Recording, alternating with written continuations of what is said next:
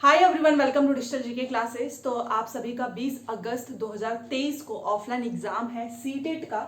और इसके बाद से बहुत सारे लोग यही कंफ्यूज हैं कि अब वो बुक से प्रैक्टिस करें, ऑनलाइन तरीके से करें। तो मैं आपको अच्छे से डिटेल में बताऊंगी और क्या क्या चीज़ें आपको करनी चाहिए। बहुत ज़्यादा भी नहीं, कोई ज़रूरी नहीं है कि आप पूरे पूरे दिन पढ़िए तभी जाके आपका सीटेट पास होगा। एक सही समय आप अपना जो है निर्धारित करें और उसी समय पर आपको डेली प्रैक्टिस करनी है, क्योंकि हमारा रूटीन जो है वो फिक्स होना चाहिए। एक जो भी आप टाइम टेबल फॉलो करते हैं, आप रात में पढ़ते हो, सुबह में, सारी चीज़ें मैं आपको बताने वाली हूँ। क्या क्या चीज़ आपको ध्यान में रखना है।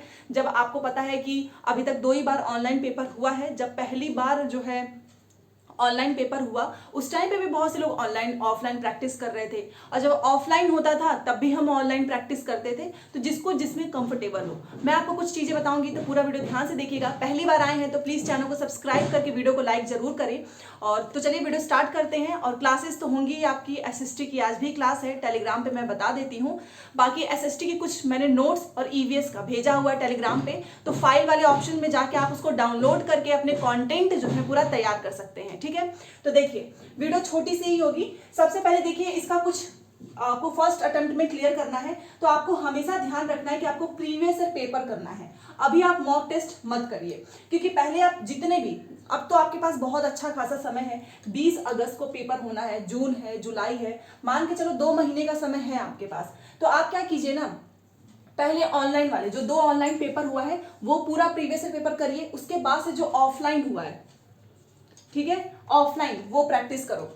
और अगर आपके पास समय बचेगा देन आप मॉक टेस्ट दे सकते हो। ठीक है, तो अब दूसरा क्वेश्चन है कि हम बुक से करें कि ऑनलाइन करें, क्योंकि अब पेपर ऑनलाइन होना नहीं है, अब हमारा पेपर होगा ऑफलाइन। तो ऑफलाइन में तो हमें बुक से करना चाहिए। तो देखिए ये मैटर नहीं करता है कि आप बुक से कर रहे हैं कि आप फोन में कर रहे हैं। जो ऑफलाइन पेपर हुआ था, मेरा भी पहला ही था, उस समय पे भी मैंने ऑनलाइन ही पेपर दिए थे, प्रैक्टिस की थी। क्योंकि ऑनलाइन में ना समय टाइम ऊपर चलता है, तो हमें जो है ज़्यादा अच्छे तरीके से पता चलता है कि अच्छा इतना समय हो चुका है, मेरा कहाँ पर कितना समय जो है कंज्यूम हुआ है, क्योंकि वो पूरा एनालिसिस कर देता है ना कि आपने सीडीपी में इतना समय लिया है, आपका टॉपिक कौन सा वीक है। तो मैंने ऑनलाइन ही प्रैक्टिस की थी। ठीक है, तो ये मैटर नहीं करता है, आपके पास जो है ना आप उसी में करो, नया कुछ खरीदने की जरूरत नहीं है। अब ये नहीं कि ऑफलाइन हो रहा है तो आप बुक्स से पढ़ना, मतलब बुक बहुत सारी खरीदना स्टार्ट कर दो। आपके पास जो कंटेंट है आप उसमें करिए। वैसे भी अगर आपका टॉपिक्स एंड आपका पीवाईक्यू दोनों क्लियर है ना, तो मैटर ही नहीं करेगा, आप अच्छे से अच्छा नंबर स्कोर करेंगे। ठीक है, दूसरा है पैसेज। जी हाँ, अब आपके सामने ऐसा पेपर रहेगा तो आप पैसेज पे आराम से अंडरलाइन कर सकते हैं। तो काफी जो है ये अच्छी चीज हो गई है। तो आप पैसेज में आप आराम से जो है नंबर गेन करेंगे। ठीक है, साथ में आप 5, 4, 3 जितना आप हो सके आप अपने क्वेश्चन भी याद रख सकते हो। तो ये रही बात पैसेज की। तो हिंदी, इंग्लिश, संस्कृत सभी को पैसेज करना है। यहाँ पे डाउट्स मैं क्लियर कर रही हूँ, ये जरूरी नहीं है कि आप बुक से ही करेंगे तभी आपका पेपर पास होगा। बहुत से लोग हैं, अगर मेरा खुद का ऑनलाइन ही मैंने प्रैक्टिस हमेशा से की है, क्योंकि बुक्स में आप जानते ही हैं मुझे बार बार पीछे से ऐसे पलटने में काफी मुझे लगता था कि वहां मेरा समय ज्यादा जा रहा है। दूसरा है कि आपको कहाँ तक की प्रैक्टिस करनी है। तो ये मैं हमेशा से बोलती हूँ कि सीटेट के पेपर के इतना अच्छा कुछ भी नहीं है। आप सीटेट का जितना भी पेपर हुआ है सारी प्रैक्टिस कीजिए।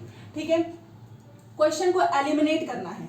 देखिए अगर आप सच में चाहते हो ना कि आपका जो है क्वेश्चन सही होने की संभावना, पॉसिबिलिटीज जो है ज्यादा से ज्यादा हो, तो आप कोशिश यही करो, 1, 2, 3, 4 4 ऑप्शंस होंगे कि सबसे पहले देखिए कि इन चारों में से कौन सा नहीं है, तो नहीं वाला तुरंत काट दो। अब तो वैसे भी पेपर रहेगा तो पेपर में आप 2 कट जाओगे, फिर 2 ही तो बचेगा ना। तो कोशिश यही कीजिए। एलिमिनेशन मेथड के बाद इतना अच्छा कोई नहीं होता है, क्योंकि यहाँ आपका समय बचेगा, प्लस आप सही आंसर पे जल्दी पहुंचेंगे।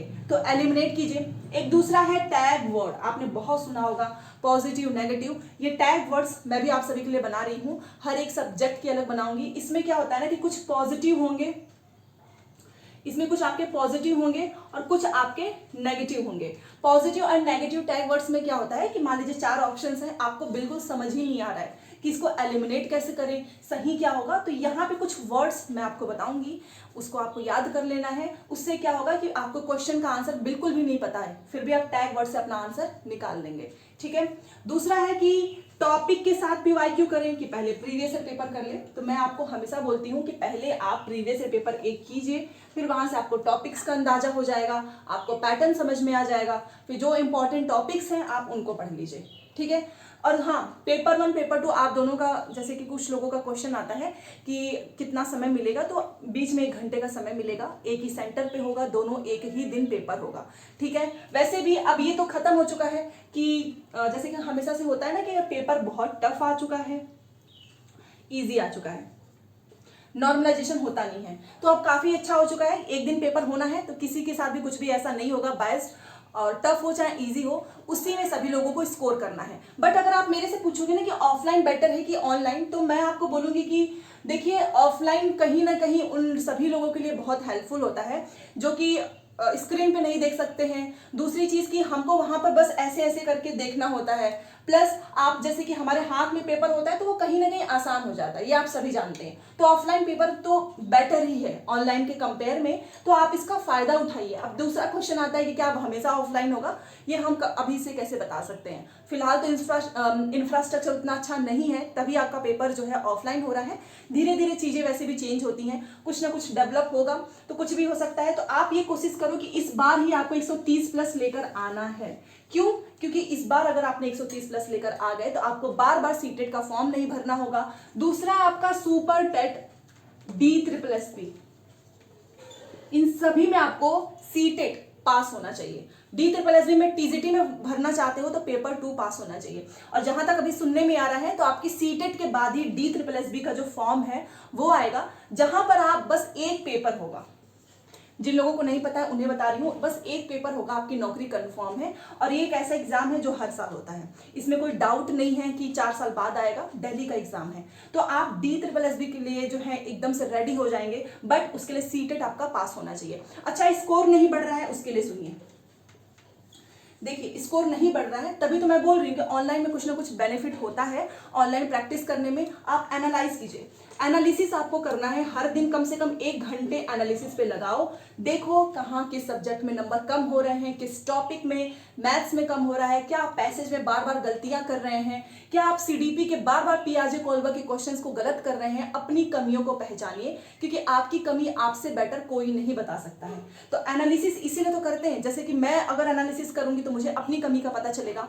तो आप अपनी एनालिसिस करके एक बार क्या करो ना कि यहाँ पर एक पेज बनाकर उसमें अपना लिख लीजिए कि आपका क्या क्या जो क्वेश्चंस हैं, किसमें आप गलतियां कर रहे हैं और क्या आपको पढ़ना है, स्कोर आपका किसमें ज्यादा है। मान लीजिए कि आप अगर सीडीपी में 29 तक स्कोर कर रहे हैं तो सीडीपी को ज्यादा समय मत दीजिए। क्यों? क्योंकि अभी आपके पास समय है ना, तो आप अपने वीक वाले सब्जेक्ट पे, फॉर एग्जाम्पल अगर आपका मैथ वीक है तो प्रैक्टिस कर लो, 2 महीने का अच्छा खासा समय मिला है, आपकी बहुत अच्छे से तैयारी हो जाएगी। ठीक है, तो एक चीज और याद रखो कि सीटेट की अगर आप प्रैक्टिस कर रहे हैं तो आप दोनों पेपर की प्रैक्टिस किया करो, बोथ पेपर।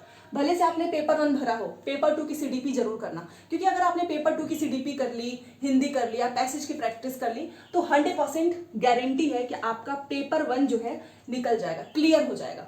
तो आप ये कोशिश कीजिए कि आपको सीटेट का दोनों पेपर करना है, आपने भरा है या नहीं, ठीक। उससे क्या होगा ना कि आपको नए नए क्वेश्चंस भी पता चलेंगे। ठीक है, तो ये सारी इन्फॉर्मेशन आपको देनी थी। आई होप आपको थोड़ी बहुत भी इससे हेल्प मिली होगी। तो प्लीज चैनल को सब्सक्राइब करके वीडियो को लाइक जरूर करें। क्लासेस के लिए रेडी रहना, एसएसटी का, सीडीपी, ईवीएस का भी होगा। मिलते हैं नेक्स्ट क्लास में। Thanks for watching.